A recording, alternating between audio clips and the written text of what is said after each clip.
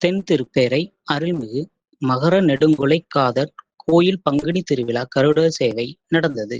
தூத்துக்குடி மாவட்டத்தில் உள்ள நவ திருப்பதி தலங்களில் 7வது தலமாகவும் சுக்கிரன் தலமாகவும் அமைந்துள்ள தென் திருப்பேரை அருள்மிகு மகர நெடுங்குழைக்காதர் கோயிலில் ஆண்டுதோறும் பங்குனி திருவிழா நடைபெறுவது வழக்கம்.